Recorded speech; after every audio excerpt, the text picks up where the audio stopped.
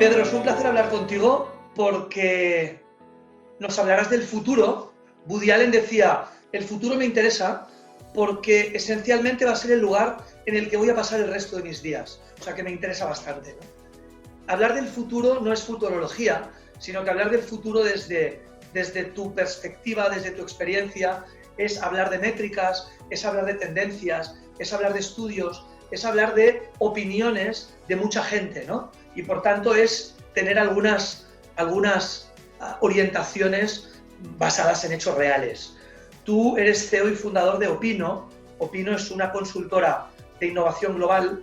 Conectáis, las cifras son importantes, conectáis a más de 150.000 expertos, inversionistas, ejecutivos, especialistas en tecnología de más de 20 países. Habéis nacido en Estados Unidos, habéis nacido ni más ni menos que en el mítico Silicon Valley en el 2008. 2008 significa gran crisis. 2008 significa que Lehman Brothers estalla, ¿no? Entonces nacéis en ese momento de auténtica dificultad. Por tanto, el reto ya, Pedro, el reto es inmediato, ¿no? Sí, bueno, yo venía del mundo de la ciencia y mi idea original en San Francisco había llegado allí para lanzar empresas tecnológicas españolas en un mercado donde la tecnología se valoraba mucho más.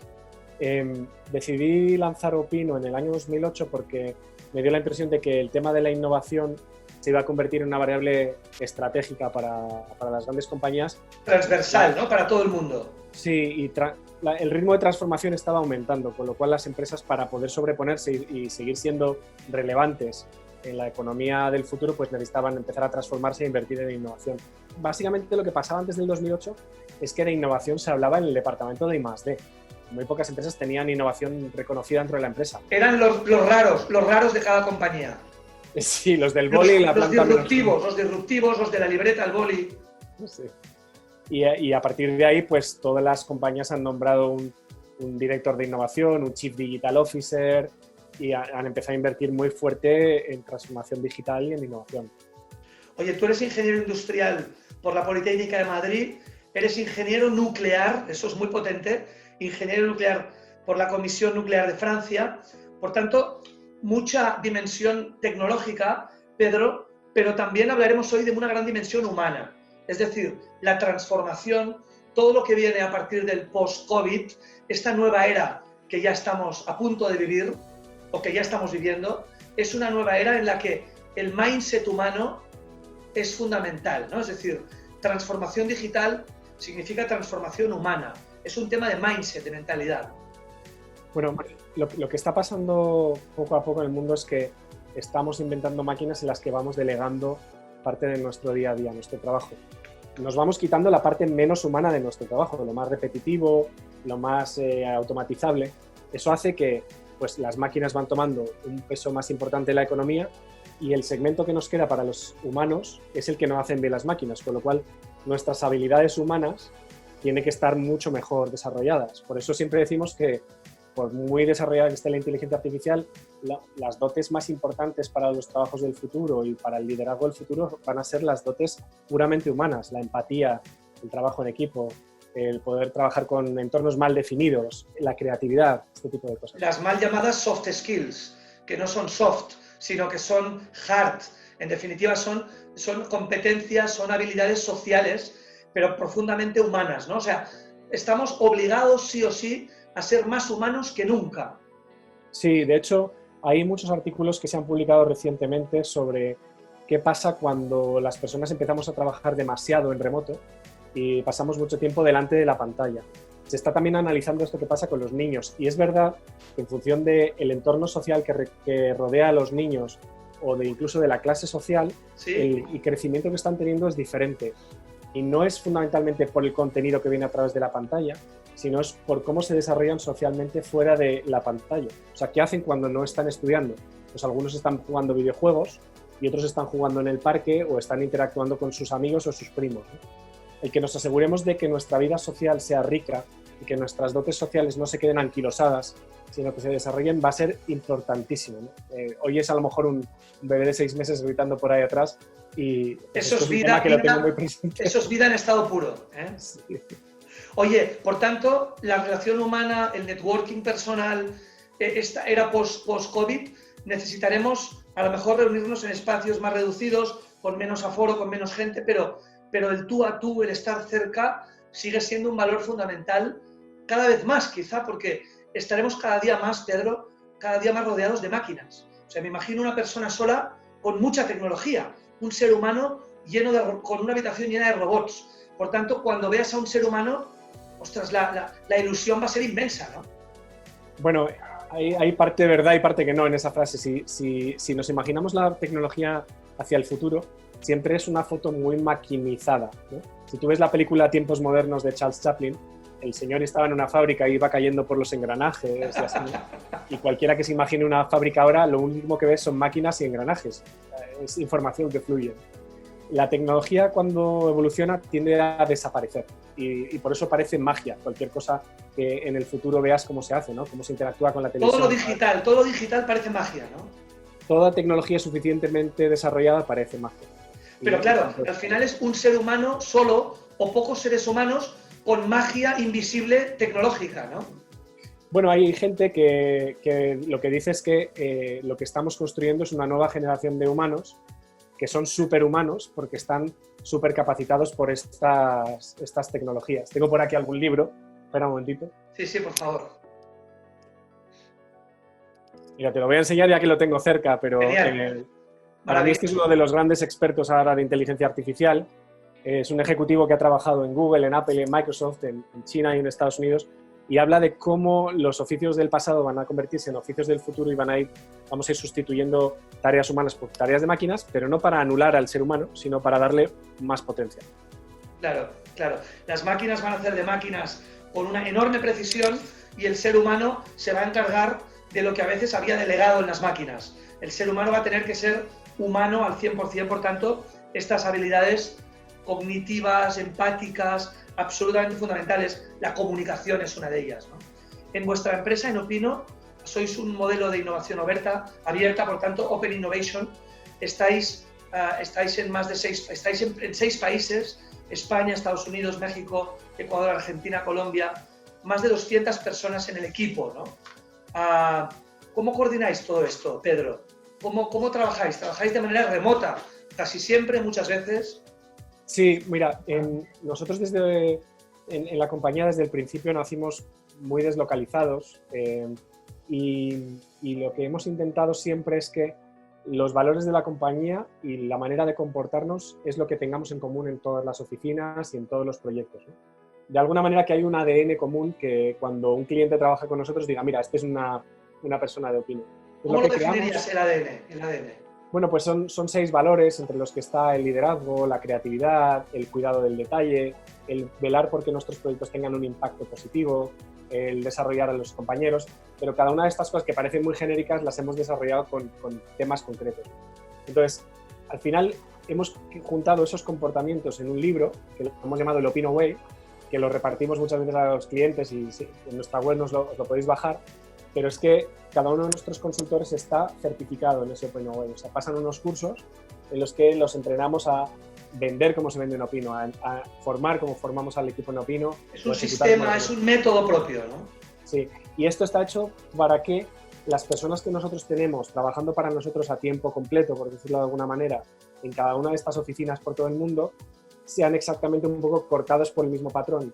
Pero luego la idea es que cada una de estas personas tiene una serie de herramientas digitales que nosotros hemos ido creando para articular la relación con todos esos expertos con los que trabajamos. A los expertos los empezamos a conocer porque, como sabes, publicamos la revista de MIT hace 11 años ya. Muy importante esto, o sea, tú eres el editor en el mundo latino, ¿no? Especialmente. Sí, en Francia, en España, en Latinoamérica, de la revista, de la review del MIT, ¿eh? Sí, así es. Hace 11 años que quisimos llevar todo el conocimiento de lo que publica MIT sobre las nuevas tendencias y las nuevas tecnologías al mundo de habla hispana. Y eso al final lo que nos ha hecho es crear una comunidad de gente entre la que están los mejores investigadores, innovadores, emprendedores, inversores del mundo. Y al principio teníamos la ingenuidad de tratarlos como si fuera audiencia. Es decir, nosotros publicamos, ellos leen, empezamos a ver que cuando tú pones un post sobre una noticia del MIT en Facebook o en Twitter, los comentarios suelen ser muy buenos, porque la gente que lee esto pues suele ser gente muy preparada, y dijimos, oye, en vez de escuchar comentarios, ¿por qué no intentamos involucrar a toda esta potencia intelectual en nuestros proyectos? Entonces, ahora trabajamos con estos consultores certificados en OpinoWay como directores de nuestros proyectos, y luego todo el valor añadido de esa red de gente que podemos configurar a medida de cada proyecto. Qué maravilla, por favor. Oye, habéis elaborado un informe que es el Restart 10 post-COVID-19, es decir, la nueva era, el nuevo tiempo, el futuro que ya está aquí después de este COVID-19, de esta pandemia mundial, ¿no? Por tanto, 3 grandes conceptos, Pedro, que son sostenibilidad, salud y productos duraderos. Estos son 3 grandes ejes esenciales, ¿no?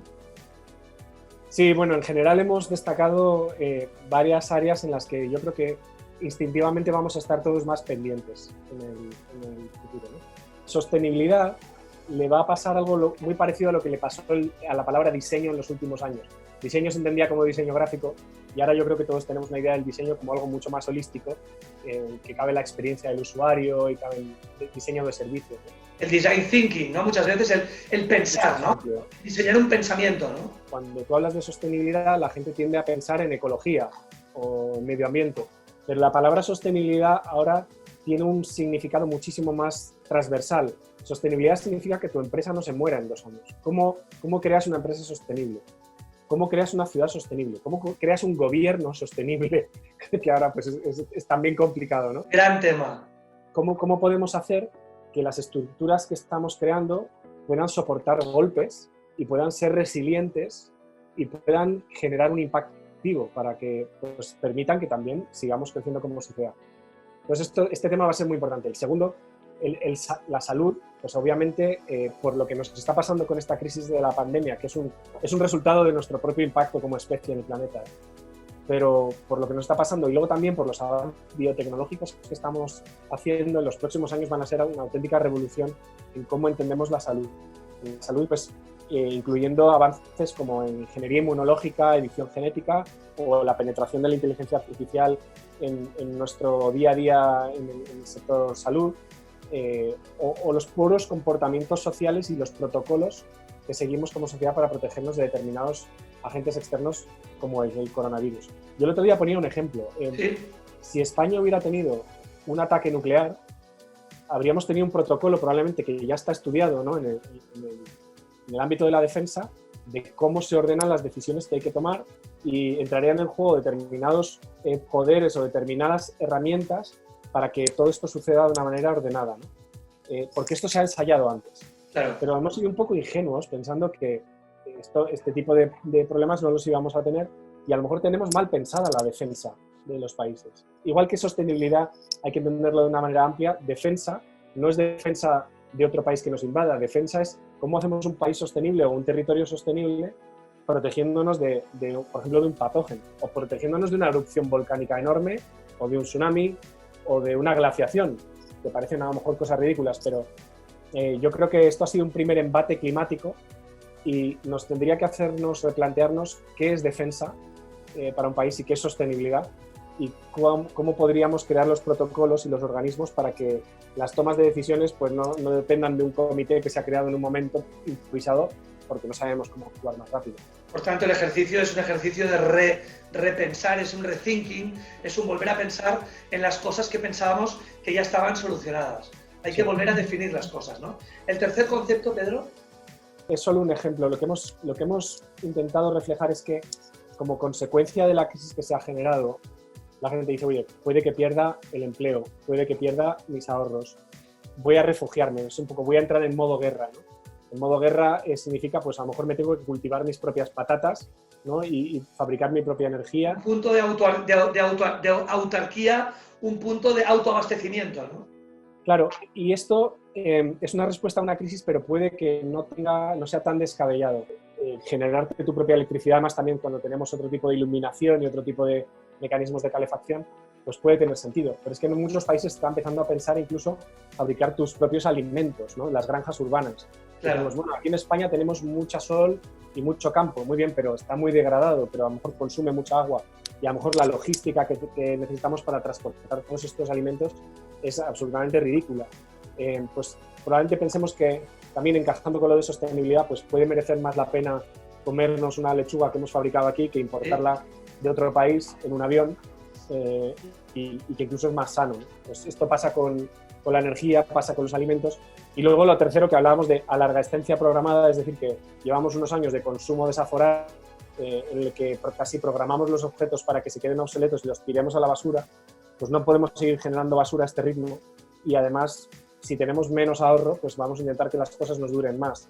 Y yo creo que es muy bueno para todos que empecemos a pensar en cómo crear objetos que duren más tiempo, productos que duren más tiempo y además a través de herramientas como la impresión 3D que podamos crear una cadena de suministro mucho más sencilla en la que si a ti se te rompe una pieza o te la puedas imprimir en casa o puedas ir a un depósito cercano y que te la impriman y reparas tu máquina. Todo este mundo que prefiguras, Pedro, nos hace pensar inmediatamente en una transformación, en un cambio prácticamente radical del mundo industrial, del mundo productivo y del mundo del mass market, ¿no? Del consumo, ¿no? Si yo me produzco la energía, si yo me produzco el tomate, si yo con una impresora 3D me produzco una pieza que se me ha estropeado, este autoabastecimiento, esta autarquía, esta independencia individual reconfigura y reestructura el modelo general de productividad. Desde luego, van a cambiar las normas del juego en la economía, en la sociedad. No significa que seamos completamente autónomos, es decir, que yo me fabrique mi propia comida y mi propia electricidad, pero probablemente que lo fabrique en un entorno local sí que tenga sentido. Claro. Que pues, la logística cambie, o sea, no tengamos miles de camiones repartiendo paquetes que han viajado miles de kilómetros, sino que podamos fabricar en local, podamos cultivar en local, podamos producir energía y recursos en local y sobre todo también que produzcamos muchos menos desechos, que eso va a hacer que tengamos también que comprar menos cosas. Gran objetivo. Oye, te voy a decir ideas que habéis puesto sobre papel en estas 10 grandes tendencias post-COVID, identificadas por Opino, por tu equipo, por vosotros. Hipocondría social. ¿Qué es la hipocondría social? Suena muy potente, ¿eh? Bueno, pues es esta sensación de miedo que tenemos ahora de estar hiperalertado, alerta de cualquier riesgo de contagio. Entonces, bueno, pues intentar... no sé, estaremos pensando que a lo mejor hace unos años nos parecía ridículo cuando veíamos a los asiáticos andando con mascarilla por la calle, o que van en el metro y se desinfectan las manos, o que guardan una distancia entre nosotros. Pues probablemente las normas sociales empiezan a cambiar un poco. Es equivalente a lo que pasó en el tráfico cuando creamos el carril bus, ¿no? Hace unos años que nadie lo respetaba, hasta que ahora ya nadie se lo salta. Claro. Y probablemente habrá normas sociales que ya tendremos.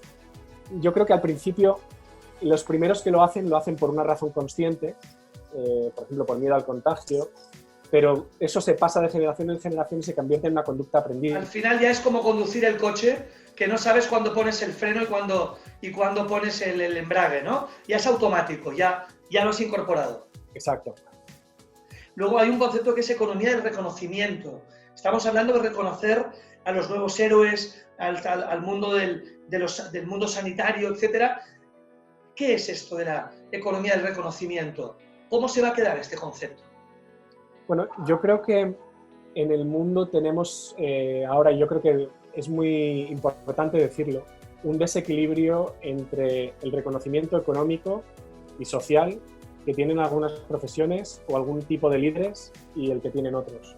Y no sé si has seguido, pues en las redes sociales se ha visto mucho como pues a lo mejor un político hacía alarde de que para colaborar con su país iba a renunciar a cobrar 1.000 y pico o 2.000 y pico euros de dietas este mes y le respondía un médico, pues yo llevo un mes jugándome la vida sin equipos de protección en un hospital y cobro menos de lo que tú has renunciado por tus dietas, ¿no?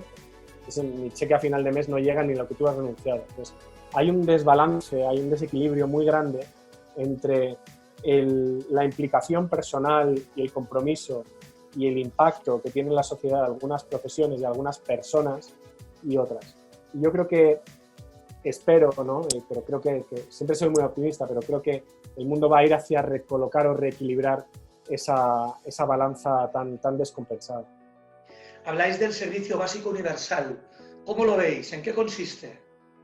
Bueno, estamos ahora en un momento en el que se habla mucho de la renta básica universal y de si lo podemos pagar o no lo podemos pagar. Si nos lo podemos permitir, ¿no? Claro, no está nada claro. Pero si te fijas, hay un concepto que Jeremy Rifkin, que Sí. pasa mucho tiempo en España, en concreto en Cataluña. Maravilloso, un gran personaje. Menciona mucho que es la economía de coste marginal cero. Es decir, cuando, sobre todo pasa en el mundo digital, cuando el coste añadido de fabricar una unidad más de un producto o servicio es prácticamente cero, ese servicio se viraliza y se hace universal. Entonces, esto pasa mucho cuando consigues que una industria se convierta en digital. Cuando, por ejemplo, creas la impresión 3D, la mayoría del valor añadido ya no va a estar en el material que imprimes, sino en el concepto y en el diseño que tú has hecho, con lo cual has virtualizado de alguna manera.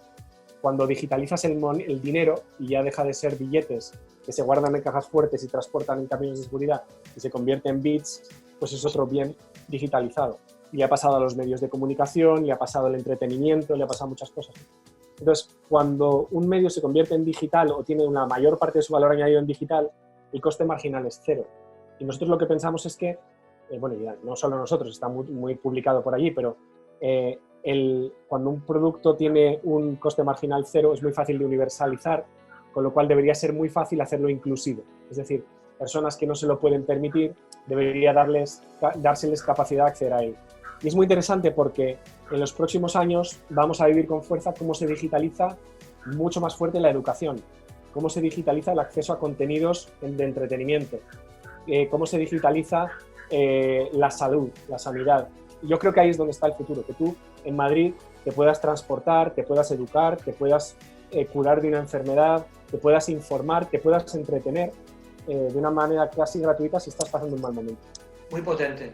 Oye, hay un concepto que habláis, en el que habláis en vuestro informe, que es el capitalismo en la Slow Society, ¿no?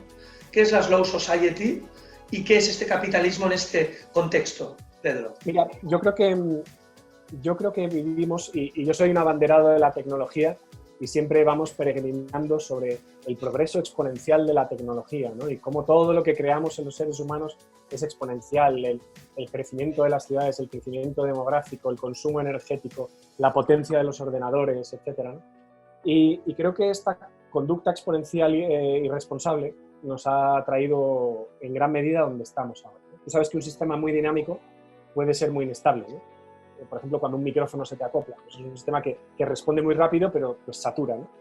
Pero son muy inestables. Entonces, creo que va a aparecer una fuerza de compensación de este crecimiento alocado, completamente descontrolado, que le vaya poniendo un poquito pues valores debajo. Y yo creo que el capitalismo se tiene que reinterpretar y las propias presiones que nos va a poner el clima, el cambio climático, que nos va a poner la ética, ¿no? La ética en cómo tratamos a los animales o cómo nos tratamos entre nosotros. Y este tipo de alertas que vamos teniendo, ¿no? Que algunas son climáticas, otras son sociales, otras son económicas, pues tiene que hacer que se cree una fuerza que equilibre en nuestra conducta que por naturaleza es descontrolada. Potente, me haces pensar muchas cosas, realmente vas hablando y vas haciéndonos pensar y configurar el futuro que vamos a vivir. Por tanto, un futuro más humanista al final, Pedro, ¿vamos a ser más humanos que nunca, de verdad? ¿Nos vamos a tomar en serio esto de ser humano? Yo creo que profundamente que sí. De hecho, creo que es el único futuro viable. A lo mejor no lo hacemos por elección, como casi todo, ¿no? No nos toca más remedio. Somos tan testarudos que al final nos toca portarnos bien porque no nos queda otra opción. Pero como reflejo un poco de lo que te contaba antes, de esa cultura de idolatría de la tecnología, hay un movimiento muy fuerte, este movimiento de la singularidad y tal. La Singularity University, ¿no? En Estados Unidos. Pues tiene por detrás una corriente filosófica que se llama transhumanismo, que es muy inspiradora, pero es muy peligrosa, en la que se habla de que el ser humano va a trascender, porque somos la primera especie humana que es capaz de reescribir su código genético. Se habla de la inmortalidad, ¿no? Vamos a crear la máquina más inteligente que nosotros, vamos a crear tal, pero eso es tremendamente peligroso porque anula la propia naturaleza del ser humano. Entonces, creo que estamos recibiendo suficientes alertas a nuestro alrededor como para que cualquiera, aunque sea muy testarudo, levante la cabeza y diga, a ver, espérate, que a lo mejor nos tenemos que empezar a aportar un poco mejor, ¿no? Interesante lo que dices, porque cuando hablamos de Singularity, del movimiento Singularity, y hablamos de la inmortalidad y hablamos de esta supremacía del ser humano, hablamos de algo que está a las antípodas de la humildad. Y seguramente la naturaleza nos enseña la gran lección de la humildad, de que una planta no es mejor que un animal, ni que una roca, ni que el mar, ni que una montaña, ¿no? Por tanto, el ser humano quizá tiene que volver a incorporar en sí mismo que no es más que una parte de la naturaleza, y por tanto la gran lección es esta cosa en voz baja, es este punto de humildad. Sí, pero yo creo que eso es un viaje muy largo, que probablemente nunca tenga fin, y de hecho hace que cosas que hacemos hoy, dentro de unos años nos parecerán absolutamente pues una auténtica aberración, igual que cosas que se hacían antes, pues un sacrificio humano en un circo romano nos parece una aberración, ¿no? O que nos comamos un animal todavía no, pero dentro de unos años nos lo parecerá, porque tendremos carne artificial que tiene las mismas propiedades o mejores y que no implica matar un animal o degradar la tierra o consumir el agua para poder producir simplemente un alimento que te comes en 5 minutos. Pedro, gracias por invitarnos a vivir un rato en el futuro, pero no desde la magia, no desde la futurología, sino desde la observación atenta de la realidad. Un placer. Muchísimas gracias a vosotros. Hasta pronto.